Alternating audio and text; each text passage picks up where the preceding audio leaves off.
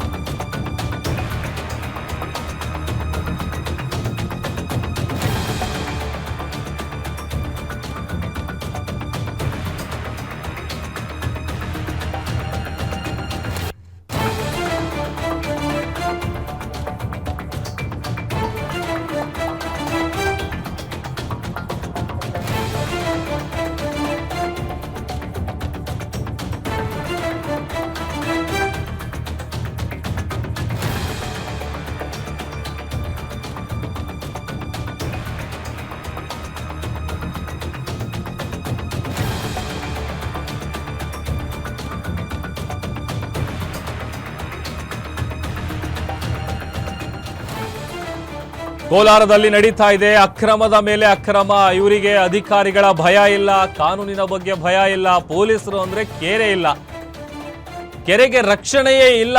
ಆ ತರದ ಪರಿಸ್ಥಿತಿ ಇದೆ. ಎಗ್ಗಿಲ್ಲದೆ ನಡೀತಾ ಇದೆ ಮಣ್ಣಿನ ಲೂಟಿ.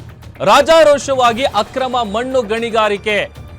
ಸರ್ಕಾರಿ ಕಚೇರಿ ಮುಂದೆಯೇ ಈ ಅಕ್ರಮ ಮುಂದುವರೆದಿರೋದು ನಿಜಕ್ಕೂ ನಾಚಿಕೆಗೇಡಿನ ಸಂಗತಿ. ಯಾವುದೇ ರೀತಿಯಾದಂಥ ಭಯ ಇಲ್ಲ. ಅಧಿಕಾರಿಗಳು ಕಂಡ್ರೂ ಭಯ ಇಲ್ಲ, ಪೊಲೀಸರು ಕಂಡ್ರೂ ಭಯ ಇಲ್ಲ, ಕಾನೂನು ಬಗ್ಗೆ ಅಂತೂ ಮೊದಲೇ ಅವ್ರಿಗೆ ಭಯ ಇಲ್ಲ. ಅದು ಸರ್ಕಾರಿ ಕಚೇರಿ ಮುಂದೆಯೇ ನಡೀತಾ ಇರುವಂತಹ ಅಕ್ರಮ ಇದು.